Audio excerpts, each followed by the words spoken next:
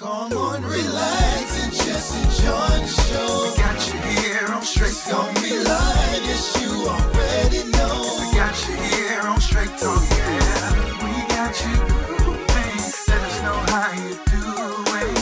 We keep it live right here on Straight Talk. Riccardo Montgomery. Welcome to Straight Talk with your boy Riccardo Montgomery, aka the voice of gospel radio. And happy Reverend Dr. Martin Luther King Jr. weekend as we take time to reflect on the legacy of a man who put love over hate.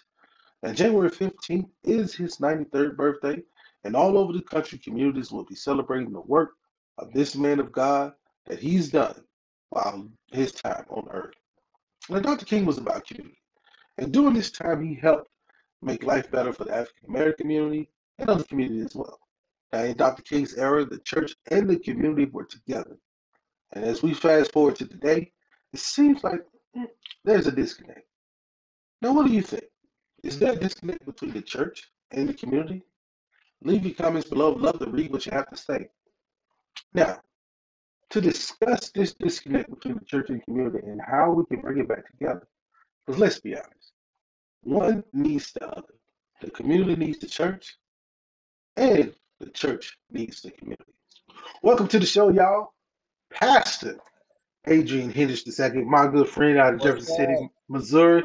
Welcome to Straight Talk, man. We appreciate you. Now, people may not, long listeners know that they've heard you on the radio side, but this is our first time having them on the broadcast. So before we do, get into this conversation, I gotta do you like everybody else, and we gotta give you the straight talk applause. So here we go. Y'all ready? Studio, y'all ready? Studio, you ready? Okay. So there you go. Now you're an official member of the Straight Talk family now, as far as the television side. Hey, welcome to the show. How's everything been? man, everything is good, man. I can't complain. It's 2022, ready to take on the next challenge of history and move on and hopefully get some things rolling that we've been delayed with. So I'm glad to be alive, glad to be rolling. I'm so happy to have you here as our guest co-host this week to hang out with us and the Straight Talk. It is MLK weekend. A lot of people are celebrating, and we love that. But lately I've been seeing in the past few years that Dr. King, people remember Dr. King, but the ministry part of Dr. King seems to not come out as much.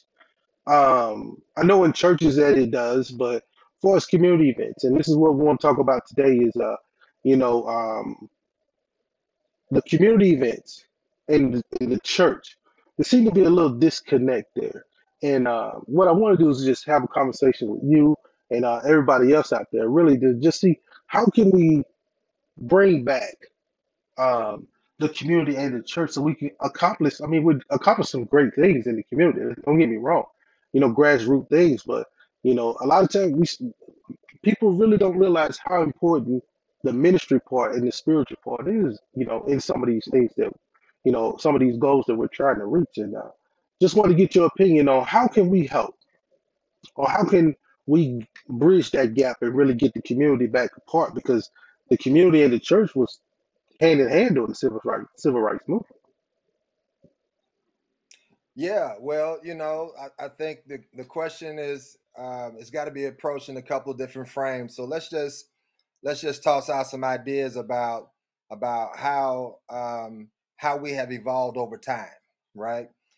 And so the church community dynamic of the 60s, there's no way to have that now. Let's just face that.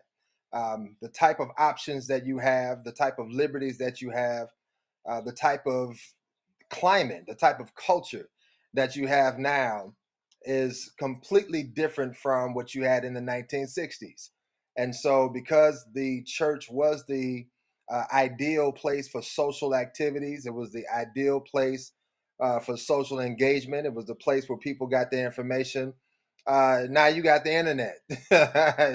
You have a completely different scenario here from what you had before.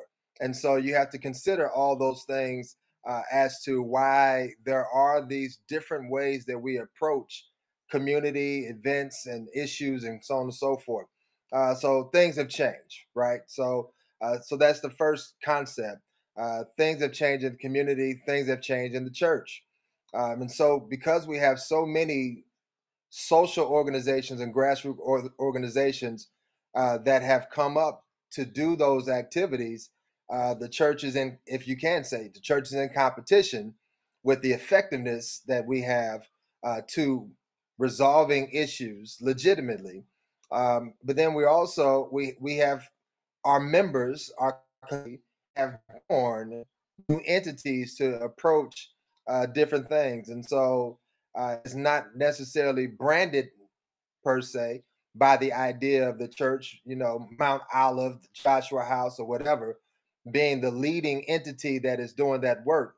But a lot of that is still born out of our members, born out of the community that we serve. So that's the second concept. Third concept is, uh, you know, the church in general has lost some of its voice when it comes to addressing those issues and having the power or the influence to affect change. And so, because you've seen a decline in the church membership over the last 10 years, you have a very different idea about power. And because now we have people that can forge community groups, organize themselves collectively. You have social media as tools that people use to pull ideas and pull platforms together, which used to be the instrument of the church. Uh, all those things now are different mechanisms for creating leverage and addressing issues, and that becomes a very legitimate concern for the church, being that we have seen a decline across the globe, not just in the United States or in Missouri, or definitely not mid Missouri, but that has been a decline across the globe. And because of that, our ability to affect change, to go to legislators, to go to city council, to make demands on policy, all those things are definitely affected by that lack of people power. And so that's one of the focuses that the Joshua House Church has taken on as we empower the community, that we are always purposed on galvanizing and pulling people power together, making sure that we're on the front side of some of those issues that are necessary to address, and that we're linking up with organizations, grassroots, NGOs, all nonprofit state agencies or whatever, so that we can be connected to those entities that are addressing issues, that are dealing with equity issues, diversity, inclusion issues, et cetera, et cetera. And so that's just a different approach to an existing problem, and it's going to continue to change. So it's just one of those things that we have to be mindful of. You said a lot in there, and because my next question, and just for us to discuss, so it's not a difficult thing for the church to get back involved in community. It's just changing the mindset of how to involve yourself without losing the ministry, right? So, I think you have to consider that ministry is about taking care of people Mhm.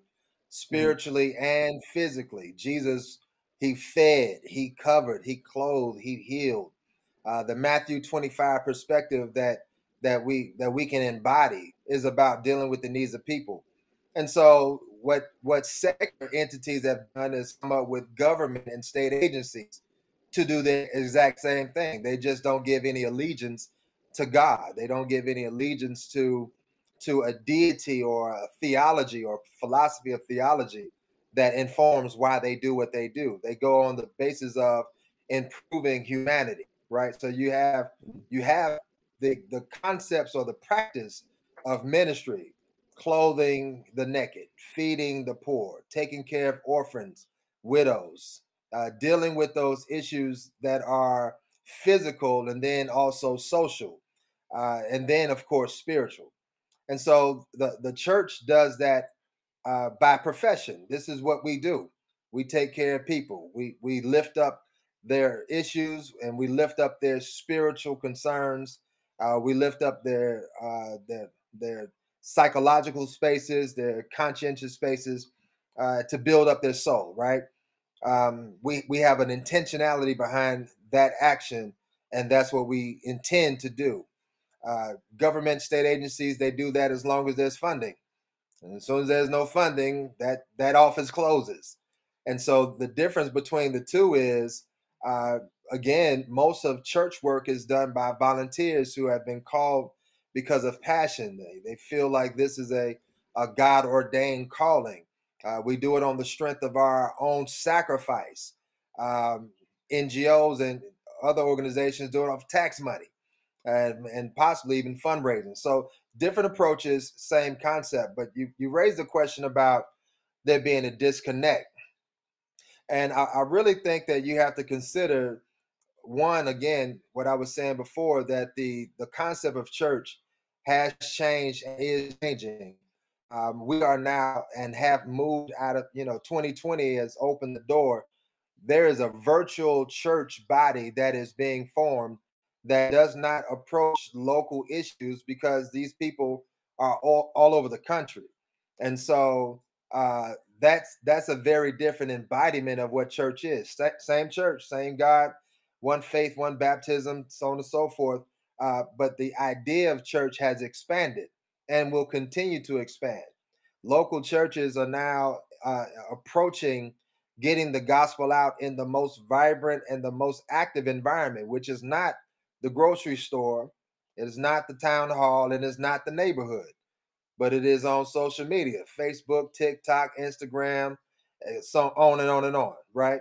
And so all of those places now are the places that community or people gather, and the church has found a way, or continues to find a way, to be effective in capturing their ear. And that's going to be the first obstacle as to how we improve this relationship, because you can't relate to somebody that does not see you. You can't relate to a population of people that has no engagement with you. And because there's so many misconceptions and misnomers and ideas about church and church community, there are those barriers that we have to deal with. And so, I hear it all the time.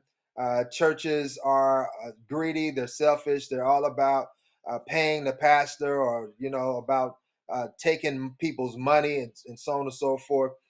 There are these real philosophical and ideological ideas out there, and people have about church. You deal with church hurt, people that have legitimately been hurt by the church and hurt by the entity that's supposed to help, that's unfortunately hurt someone. So church hurt, those ideas of being an untrustworthy space. And so all those things have to be dealt with, and they have to be approached in a legitimate way and a respectful way, really acknowledging the pain of other people, while at the same time standing on what you know to be true. And that is that this body, or this church, I'll just talk about my own because I can't speak on no one else's, but the Joshua House Church has, from its inception, lifted the issues of other people as a part of our ministry platform, feeding other people as a part of our ministry platform, developing programs to deal with single mothers, young babies. We get pantry, diaper giveaways, the whole nine, back to school projects, uh, community blitzes, outreaches, tornado victims. I mean, you go down the line. Our church has positioned itself to be effective in addressing those issues, because it's a part of our lifeblood. It's a part of our DNA. And I will also say that there's some churches that's not their thing. God gifted different entities and different people with different gifts. The church is going to be a reflection of the gifting of that body. And so we are gifted this way. We're gifted with administration. We're gifted with that visionary and that apostolic position, to do that kind of work. And some churches are that's not their mantle. And so we can't place on them a burden of responsibility that God did not give to them, as their niche. Some are very heavily involved in that, and some are not. And so we have to do a better job staying in communication with community and allowing that platform for discussion and that platform for engagement to really have its space. Shows like yours give room and give a place for the voice to be heard. And people can tell if you care or not, if you want to be real or not. They can tell. They can tell the type of person that you're trying to be in this world. And if you're just using people to get over, or if you're saying, listen, I want to be a listening ear, how can I roll with you? Let's roll together. Well, I'll tell you what, man. You hit a lot of great things there in that because I know when we talk about, I've seen a lot of things on like you said, through social medias and listen to different radio and all these things. There's a lot of events going on out here, and a lot, only a few, only seen a few events in my search that really involve the church and the community. There's a lot of community events going on for Dr. King during this weekend, and it's great. I don't want to take away from anything what anybody else is doing, because he is an icon in the communities. I mean, he's an American icon. Um, but at the same time, I don't want us to miss out on the ministry part of it also, because um, the ministry part it's important. But like you said, there's so many different things, and the church is against so much nowadays. The enemy has so many different things, good or bad. I mean, some things could be God too. But there's so many different things to distract people and really take them away from, the ministry part of what the church can bring to what that community needs. That just don't want us to forget about that. Um, but there's more. We got more. I'll We're give gonna you. have I'll more give you. coming up. Go ahead. I, I'll give you an example. So let's just look at the work of Dr. King. Dr. King pastored Ebenezer Church in Atlanta. He was there pastoring, preaching, maybe 2 or 3 Sundays per week. Most of his time that Dr. King's idea of ministry was about dealing with injustice, the rights of African Americans, right? And then the Poor People's Campaign, the Poor People's Movement, which was the economic push that he was moving forward to address. How do we rectify inequities in our pay, so on and so forth? These are the very issues that again, other nonprofit entities are trying to address. But when it comes to the church, there has been a lack of coordination. There's been a lack of drive in some ways to address those issues. And so when the Ecumenical Leadership Council was put together, it was forged out of that very conversation where we are dealing with some of these very same issues. We have chapters around the state of Missouri, St. Louis chapter, a Kansas City chapter, a Central Missouri chapter, where we're dealing with that exact conversation. Pastors come together from around the region with statewide initiatives, working with local and statewide entities, state agencies, the governor, et cetera, et cetera. We've come to the Capitol to make our list of demands, if you will, about how to better serve the people in our communities. And so job placement, federal contracts, things that relate to the justice system, because we need to see more African American judges and those that are sensitive to our community and that are embedded in our community, so that we can have a place for our young people in the next generation to really be met with fairness when they come into the courtroom. And these are the types of issues, as well as many others, that we can go through that we're tackling. But we can't do it alone. We can't do it as one church body. No one church can address these issues by themselves. And that's why these types of entities are formed, even with those entities that are formed within the denomination, the Missionary Baptist Church. We're a part of Full Gospel. And so we have these places where everyone's doing their part. And what you don't see a lot of time is the large collective things because there's been so many new entities coming forward with those niche areas. So that's one side of it. The other side of it is when you consider not seeing so much activity, COVID. I believe COVID has literally put a pause on some things, and so you're not going to see as many MLK events. You're not going to see speakers coming out because you typically you have to bring somebody in, you have to pay for that, and so on and so forth, and you're bringing them to a physical location. With COVID and with the new Delta Omicron variant that's out there, you're not going to see that type of activity, not because they don't want it to be done, but because of the precaution that you have to take when you're dealing with the church community.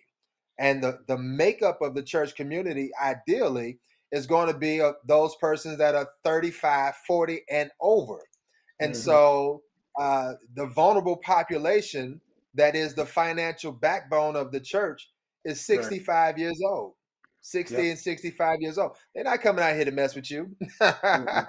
And so when you consider all those things, the idea is, one, if we're healthy and safe, we can do it tomorrow, ideally, right? Theoretically, we can do it tomorrow. Then you also have Black History Month coming up. Right. So the entire month of February, which is going to be an ongoing conversation about the work of Dr. King and others, and where we are as a community of people moving our issues forward. Then we've just got another win with Juneteenth being a national holiday. So you see movement and you see this engagement. Now you're seeing it at a level, and you're just going to see it with a different type of approach.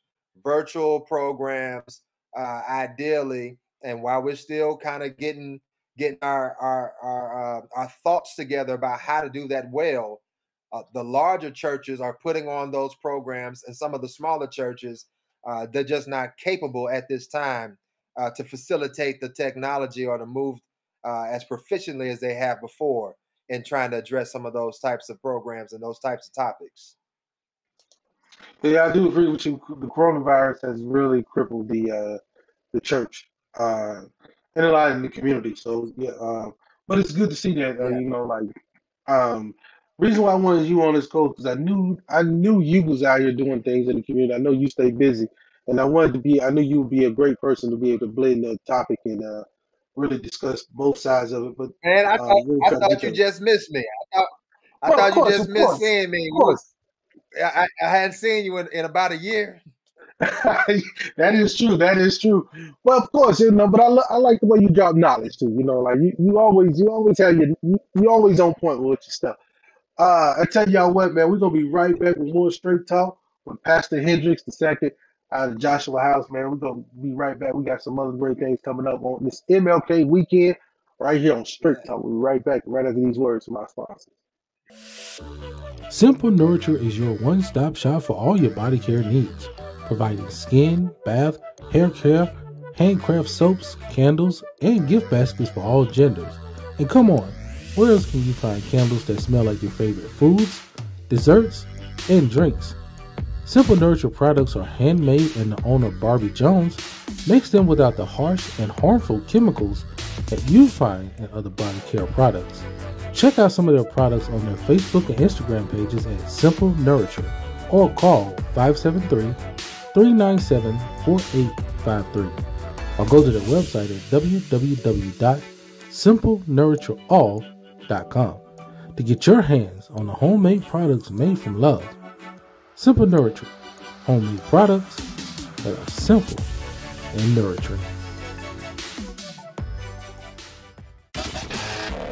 You're listening to Straight Talk with your boy, Riccardo Montgomery. Don't worry. You ain't missed nothing. You just in a commercial break. We'll be right back with more Straight Talk in a minute.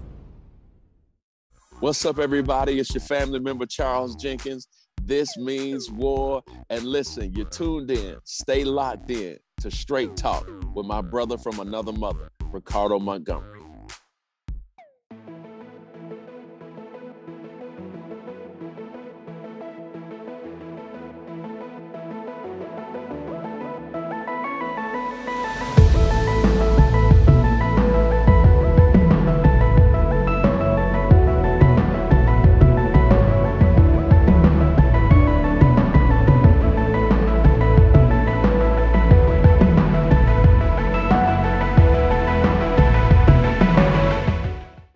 Welcome back, y'all. Welcome back to the show. Again, happy MLK weekend. There's a lot of things going on all across the country. But I want to introduce to you all someone who's going to be I hope, we're gonna be good friends. And he's welcoming in to the show, Mr. Marcy Yates of the Culture House right here in Omaha on the north side of town. Welcome to Straight Talk, man. Thank you so much for coming on. Hey, thanks, Ricardo. Thanks for having me. It's a pleasure to be a guest on Straight Talk. All right, so Marcy, this is how we do, man. This is your first time on the show, man. I got to give you the proper welcome to Straight Talk. So the studio, are y'all ready? Are y'all ready? Y'all ready? Okay, they're ready. All right.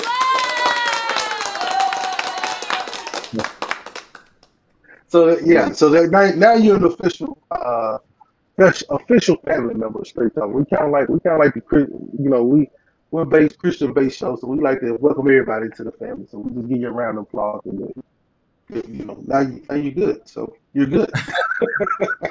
Well, thank you. I think a round of applause is always encouraging. It feels good to be applauded. So I thank you for the warm welcome. I appreciate it. Well, March I know it's MLK weekend, and here in Nebraska, we had some weather come in. So, tell us about what is this weekend in far as the Omaha community for folks who don't know what this weekend means to the Omaha community. This weekend to the Omaha community is significant. It is MLK's birthday weekend, and what Martin Luther King means to us and to community is tremendous. I mean, it's an opportunity for us to get to know one another, to have something in common, to be in harmony about, something to uplift, something to build off of for our community, and also for folks that aren't aware of MLK's legacy as well too. So this weekend is about that. It's about celebrating the culture, someone who is very important to our culture, someone whose legacy continues to live on. Yeah, those are the great. That is exactly what it is. It's just look at the accomplishment and the legacy of what this man, the work that he done on Earth, the time we had him here on Earth, and continue that legacy going forward. Now let's talk a little bit about the Culture House, and I know you guys do a big part of the community. You do a lot of great things. So tell us a little bit about the Culture House and what do you guys do for the community here in Omaha? Well, first off, we serve the community of artists and creatives, the next generation of leaders. Um, that's who we serve, and we provide them with a platform to be able to express their creativity, to express their ideas, promote their businesses. We hold space for those individuals to come work, attend workshops and classes on how to further their interests in audio recording, audio production, in design, as well as like painting and drawing as well too. Um, we host different concerts. These are for the creative artists. We host concerts, an array of different things. So we provide services, but we're also used as an event space too. So folks can rent the space that they need to for their events as well too. Um, but when you come to the space, we have a thrift store as well too. We print our own merchandise, so we sell clothes, new and used, as well as records, new and used records, and books as well too. Um, Currently, right now, we're working on our expansion project. We've acquired in a warehouse about 4,500 square feet, and so we're developing that into a creative art park. And creative art park is a term I came up with, right?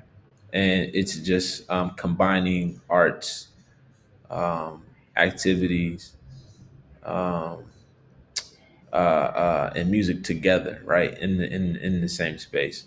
So this space to be used for larger size concerts, art exhibitions, as well as indoor skating as well too. So it's something unique we want to have for North Omaha, something that's going to bring people from different zip codes, you know, uh, create tourism and things like that. So that's the goal, to continue to inspire the community. 'Cause that's what we do, and we use our art, inward to work outward, as an expression. For us, we feel like a quick win in the community, to uplift or to beautify is through art, and through expression too.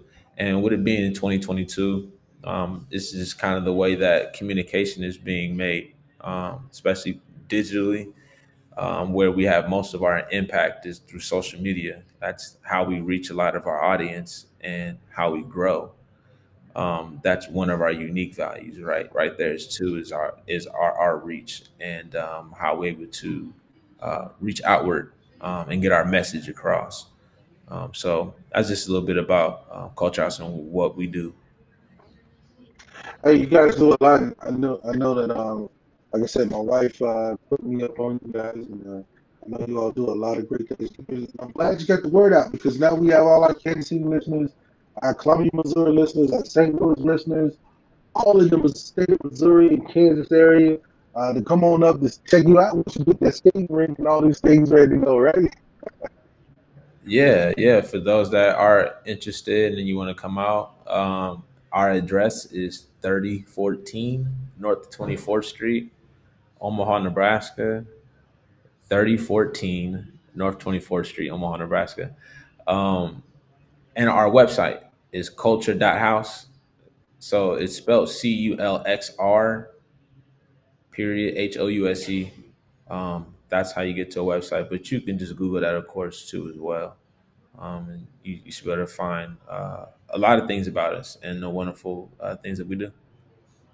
Yeah, and also you got some great things coming up, also coming into Black History Month too. So could you give us just a little taste, not too much, just a little taste?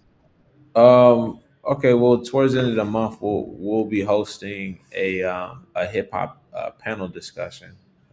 This is with Omaha Performing Arts. They're one of our larger performing arts organizations. The discussion is about the state of hip hop and its place in the city. Again, I've always been an advocate for artists, but myself being a hip hop artist and a producer, we've been fighting to establish our place, our footing, just in the music, scene, or the culture here in the city.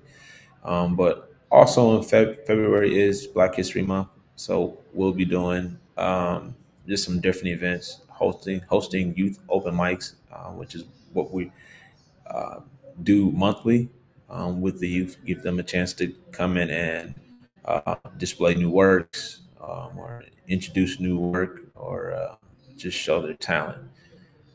So also we'll be encouraging artists to create different works of what Black History Month mean to them, celebrating our past and our present, and just establishing the future.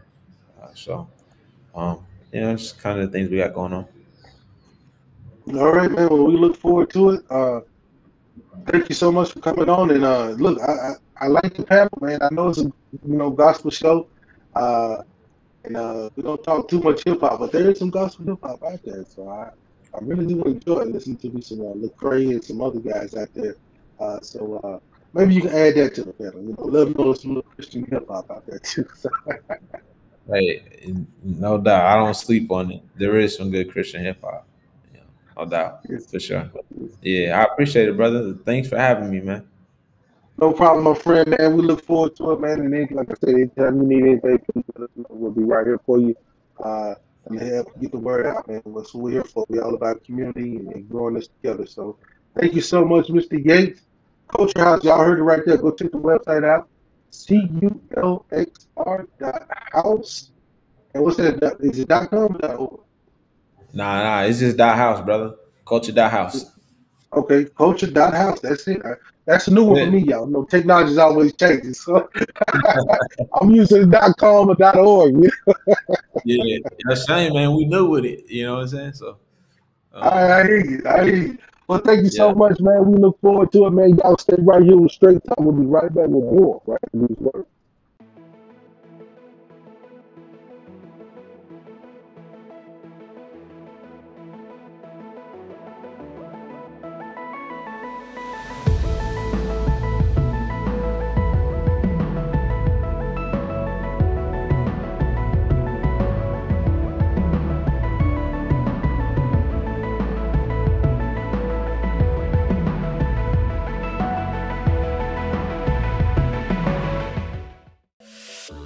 Simple Nurture is your one-stop shop for all your body care needs, providing skin, bath, hair care, handcraft soaps, candles, and gift baskets for all genders.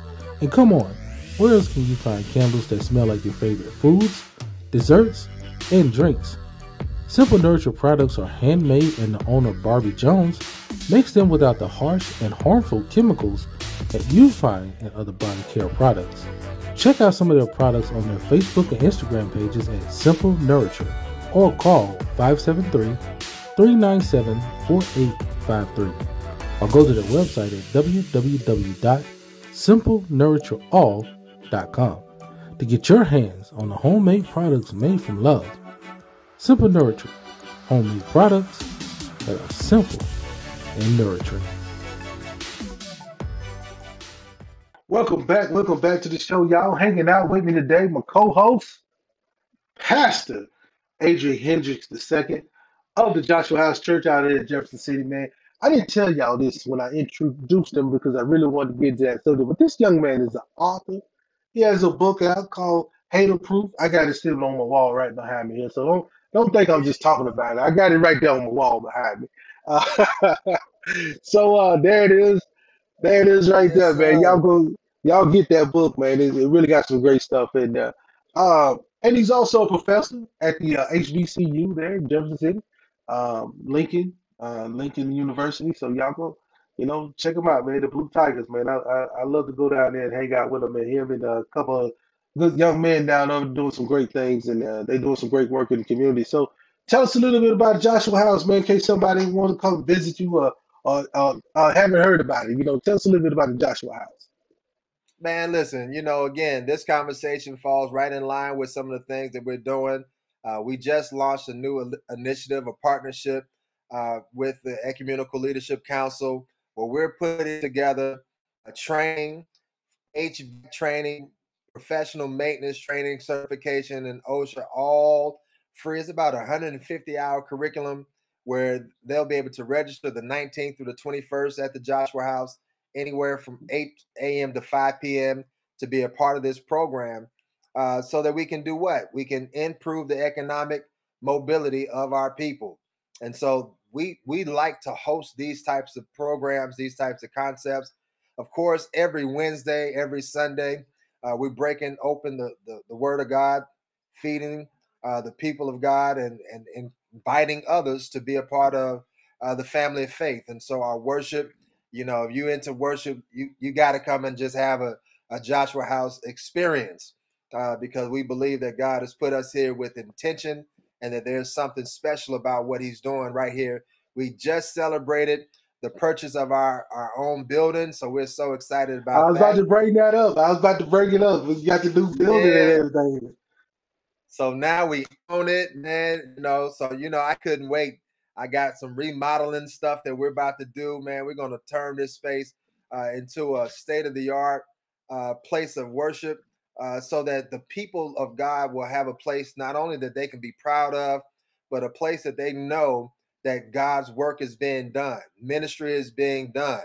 We have food available 24/7. We've got a contact. If you're in a family in need of food, call our number. We've got access to food. They can bring it by your house. This is what ministry ought to be about, and we're glad to be cultivating young ministers and other pastors and others, inviting them to the table to be a part of what 21st century ministry ought to look like. As we continue to get better, we hope to be strengthened and improve even from where we are, because we're just what, 10 years old. We're babies coming on 11 years. We're babies at this, but we're doing the best that we can. Y'all doing some great work there in Jefferson City, Missouri, and y'all go by there and check them out. We got the website Yeah, up on the screen there. Y'all go check them out. If you need some food in yeah. that area, for all our listeners, I know we're in Nebraska physically, but we still got loyal listeners and watchers in Missouri area, mid Missouri. So y'all check it out. Um, um, And look, and check get out the that book. book, Hater Proof, www.haterproofmindset.com. Again, the reason why I wrote this book, man, we have so many different issues in our community, from violence and haters. We deal with this, but you deal with haters on the job, in business. You have these people that are in community. And if we want to reduce violence, we ought to know how to handle ourselves and know how to really understand what's going on, even with others, even our haters. And so this approach, this strategy helps you to really understand the different profile, the different types of haters that you deal with, people that deal with relationships and all the way around. So it's just a good general conversation about people dynamics and understanding that and cultivating a mindset that gives you some resiliency and some strategy so that you can be the best you. And so you're not knocked down. You have your own focus and your purpose is clear. And so check it out. Give me some feedback. I love to hear from you. Haterproofmindset.com. Haterproofmindset.com. Y'all go get the book, check it out. See my friend, man, Pastor Hendricks, man. I feel like I'm a cousin, man. Every time I'm out, when I'm in mid Missouri, I see you. I may bump into your wife or bump into you or one of the kids. I feel like I'm a long lost cousin or something, Man, we ain't nothing but family here, man. Nothing but family on this side. You hear me? Yes, sir, man. Y'all be blessed, man. And thank you so much for taking time out your busy schedule. Come hang out with us today on Straight Talk, man. Again, y'all go check them out. Get the book, My pleasure. God bless you haterproofmindset.com. and all of your listeners. Thank you so much, y'all. We'll see y'all next week. Well, I got a little couple of words. And to you, Pastor, I'm gonna let you go, but happy MLK weekend. I know you got some things going on. I'm pretty sure you got a good word for them on Sunday, right? We ready. We locked and loaded. Yes, sir. All right, y'all. We'll be right back to wrap up the show right after these few words from our sponsors. Simple Nurture is your one-stop shop for all your body care needs, providing skin, bath, hair care, handcraft soaps, candles, and gift baskets for all genders. And come on, where else can you find candles that smell like your favorite foods, desserts, and drinks? Simple Nurture products are handmade, and the owner, Barbie Jones, makes them without the harsh and harmful chemicals that you find in other body care products. Check out some of their products on their Facebook and Instagram pages at Simple Nurture, or call 573-397-4853, or go to their website at www.simplenurtureall.com to get your hands on the homemade products made from love. Simple Nurture, homemade products that are simple and nurturing.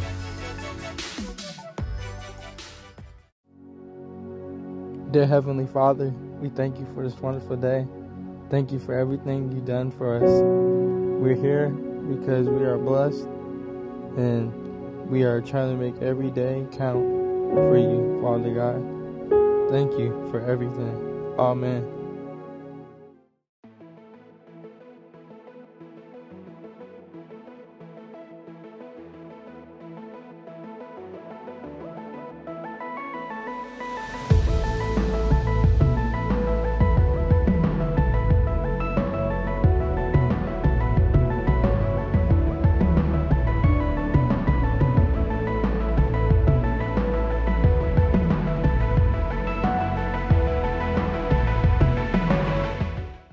As we wrap up another show, I hope you have a safe and joyful MLK weekend.